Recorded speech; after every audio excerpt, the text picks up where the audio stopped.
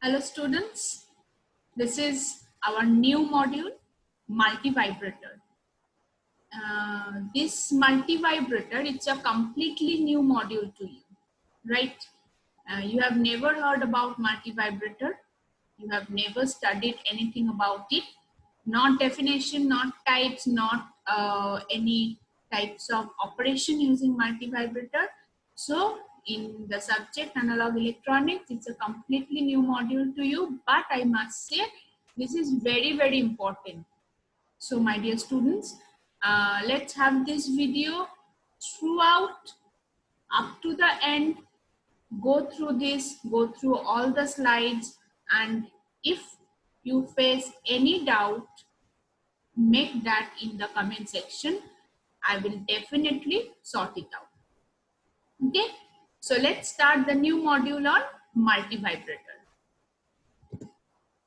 So the topics we are going to cover here is definition and types of multi-vibrator. Yes, before we study about multi-vibrator, we must know what a multi-vibrator is, right? We are never acquainted with multi-vibrator, this term. So first we need to know what is a multi-vibrator and what are the types of multi-vibrator. So let us see definition and types of multi-vibrator. Now, multi-vibrator in a one line, multi-vibrator is a square wave generator with consisting of two amplifier circuit, right? So it's a non-sinusoidal wave generator and mostly it's a square wave generator. So a multi-vibrator circuit is nothing but a switching circuit. It generates non-sinusoidal wave such as square wave, rectangular wave, sawtooth wave, etc. These are used as frequency generator, frequency divider, and generators of time delays, and also as memory elements in computer. It's a two-stage resistance coupled amplifier with positive feedback from the output of one amplifier to the input of the other. In our last video, that is the video lecture on operational amplifier, you have studied, you have a concept about feedback, right? So here a multi-vibrator circuit can be designed using two-stage resistance coupled amplifier with positive feedback. Now, what are the types of multi-vibrator? Mainly there are three types of multi-vibrator, as you can see in this picture also. These three types are astable, monostable, and bistable. Now, what is astable? Astable is a free-running multi-vibrator. Astable means there is no stable state. Astable means there are only two quasi-stable state or two unstable state. In this chapter, we won't say it as unstable, we will term it as quasi-stable state. So in astable multi-vibrator, we will have two quasi-stable state. In monostable multi-vibrator, we will have one as quasi-stable state and one stable state. And the last one, in bistable multi-vibrator, we will have it two stable states. So these are three types of multi-vibrator. Now, study of 555 timer IC. What is this? Is this a multi-vibrator? No. This is the basic building block of any multi-vibrator. We can use any type of mode in multi-vibrator using this particular IC. This is a 8-pin IC. So before we study about multi-vibrator, before we know the details of multi-vibrator, we need to know about 555 timer IC. Okay, so this is very important. So study of 555 timer IC is our next topic. Yes. So this is, you can see this is a 555 timer IC circuit. In the rightmost figure, this is a 8-pin diagram of 555 timer where the pin connection are mentioned over there. The left one is very, very important for your semester exam also. each and every alternate year, a question from 555 timer will come. So a 555 timer IC, this is the internal block diagram of 555 timer circuit. Okay. Now the first question may arise, why this is known as 555 timer? Why not 666, 777, 444, anything? Why it is known as 555 timer? See, in this internal diagram, between point VCC and ground, you can see 3 resistors are being connected, right? 3 resistors are there, they are connected in series. These are mentioned over here as R, but these 3 resistors are of the value 5 kilo ohm. So 3 5 kilo ohm resistors are being connected in series, and so these are known as 555 timer IC. Okay. Now next come to LC and UC. UC is upper comparator and LC is lower comparator. Again, UC is connected between threshold and control. So upper comparator is also known as threshold comparator, and lower comparator is being connected with trigger. It is also known as trigger comparator. Now see, this output of these two comparator is being connected with S and R. Now what is this SR? This is a flip-flop. Flip-flop we will study in your digital electronics in details.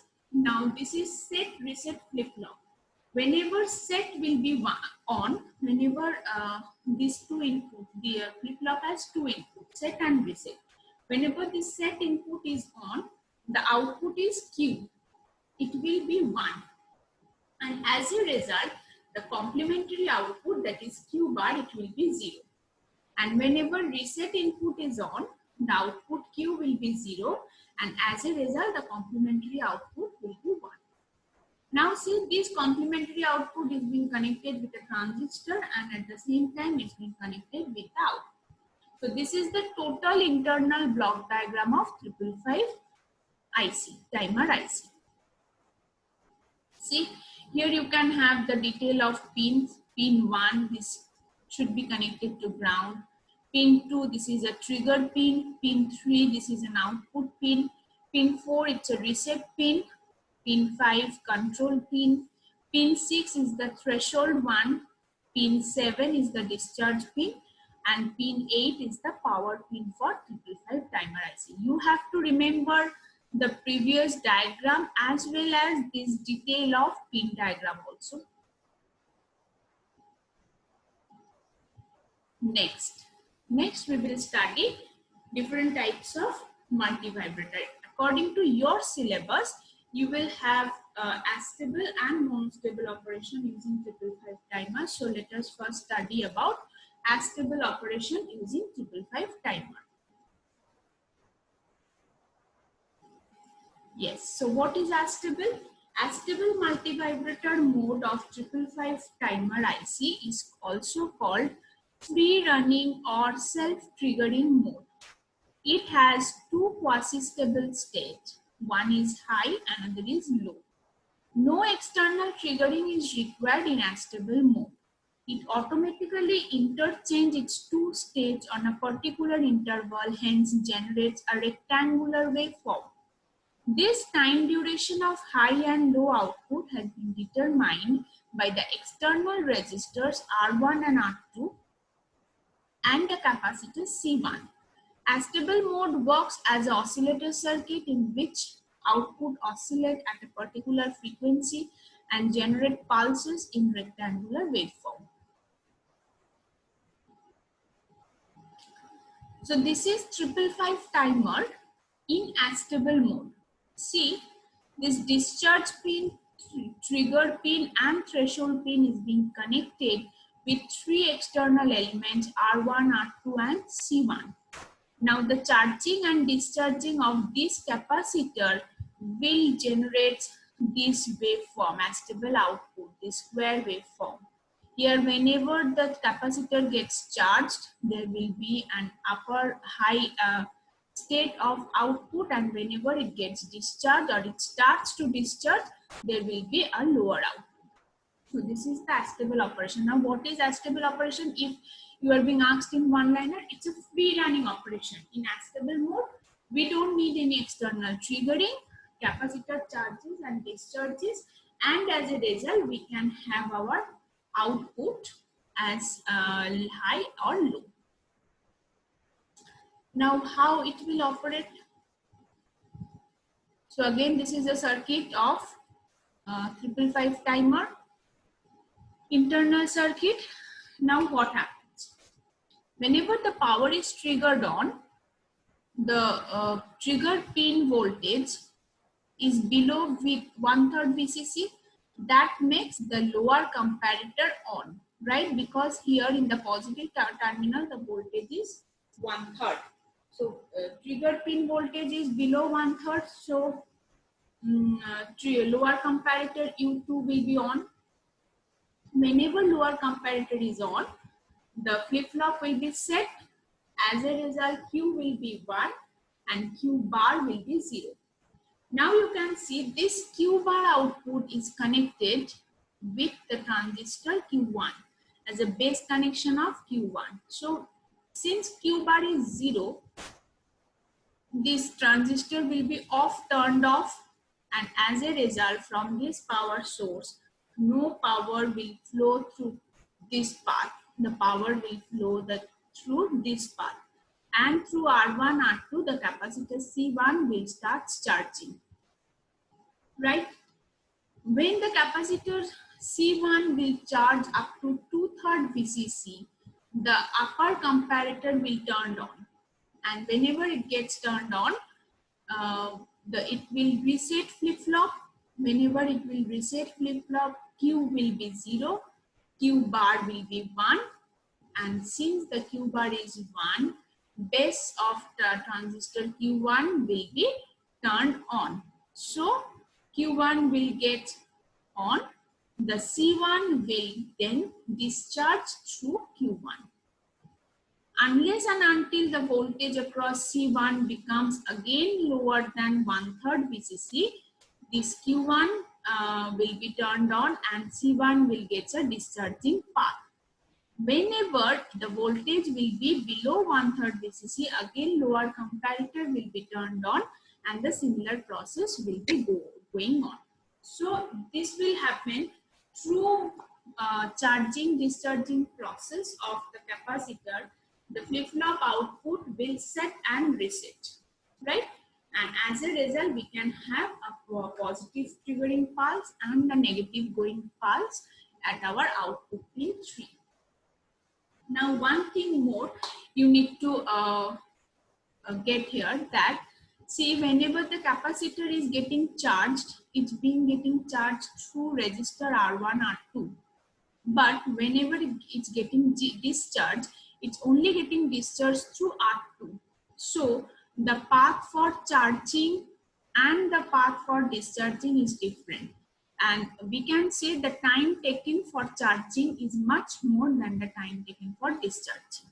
So here we need to calculate what are the total time period of the pulse that we are having in our output. And that will be definitely depend upon the resistance value R1, R2. So let us see the time period of the pulse width. Yes, here you can see the time period, charging time period and discharging. See, the capacitor gets charged with a much more higher time, but it gets discharged with a lower one, right? So what is the time for charging?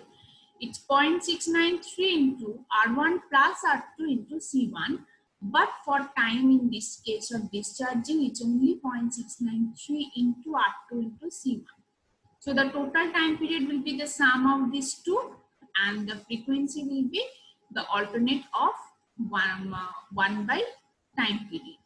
So this is the total time period for a pulse that is being generated in astable multivibrator, right? So in short, what we can say about astable multivibrator: first point is it doesn't have any stable state. Second point is it has two quasi-stable state. Third point is it doesn't require any external triggering.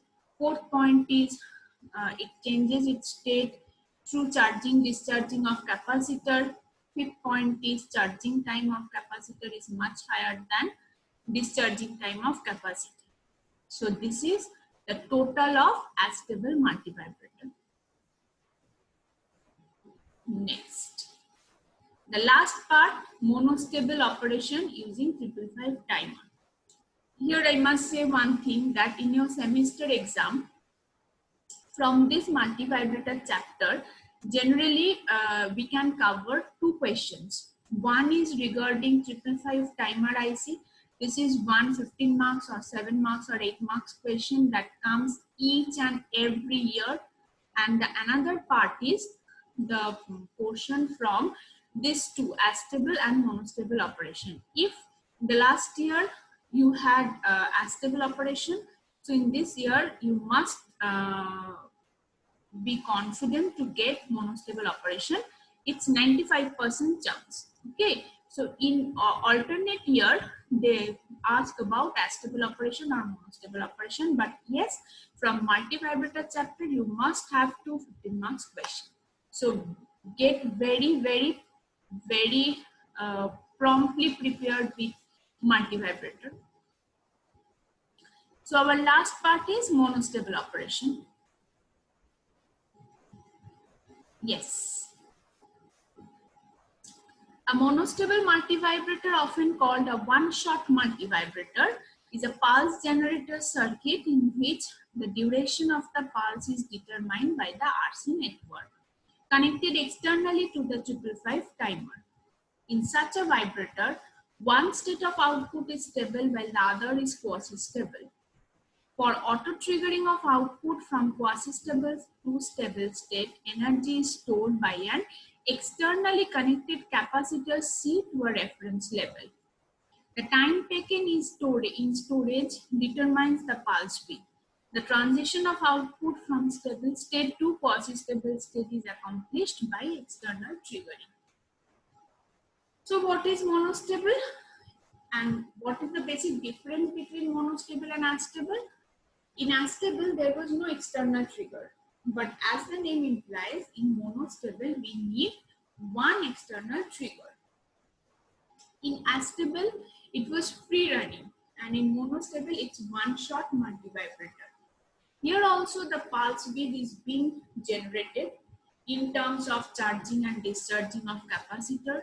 Here also, the pulse width, the time period of the square wave will be determined by the charging time and discharging time of the capacitor.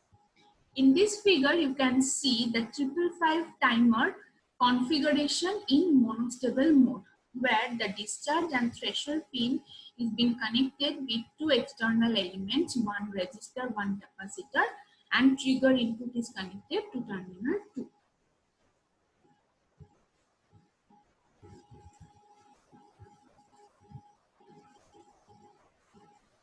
So this is 555 timer internal configuration in monostable mode. Here initially when the output pin is low, that is the current circuit is in stable state, the transistor is on and the capacitor C is shorted to ground. Now here comes the concept of inverting, non-inverting that you have gained in the previous videos of op-amp. Right, in our if you don't go through those videos, go through the video that is also been there, and I will share the link in the description box of this also. So in inverting op-amp, what happened, if we see, this is the 2 comparator number 2, this is an inverting comparator. Why? Because trigger is given in inverting terminal, so a negative triggering is applied in point number 2, that is in triggering point.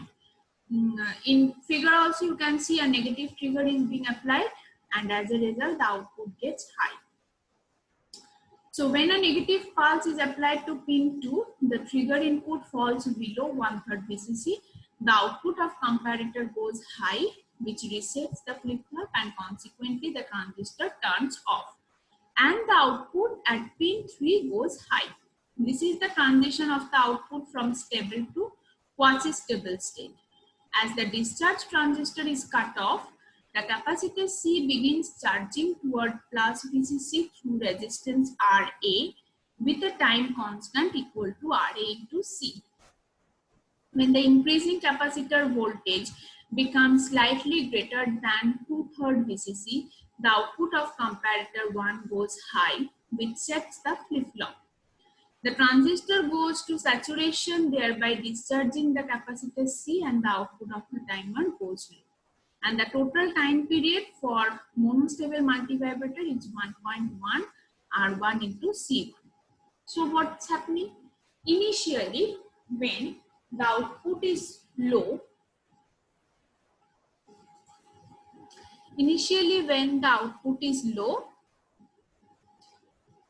we can say that the monostable multivibrator is in stable state. Next, when negative triggering is being applied at point 2, this output gets high, its pin gets set, that is Q gets 0 and Q bar 1. So output becomes high. Now since Q is 0, the transistor gets turned off, the voltage, the power capacitor starts charging. Now until 2/3 VCC, the capacitor will charge. When the 2/3 VCC will be appeared, this point comparator 1 will get turned on. It will set flip-flop, Q will be again 1, Q bar will be 0. So again output gets low. Q will be 1, so this transistor gets turned on and capacitor will get a discharging path. It will discharge completely. After that, unless and until we are providing next trigger, it will hold that particular stable state. So this is the all total operation of monostable multivibrator.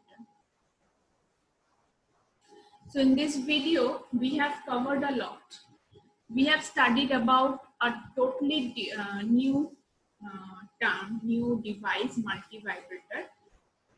Its definition, its type, its basic building block, that is 555 timer IC, and the operation in monostable mode and astable mode. Now, if you have any doubt regarding any slides, regarding any part of this video, ask me in the comment section and I will definitely solve it out. Okay. This is very important for your semester exam. So go through each and every line, go through each and every figure. You have to remember all the pictures.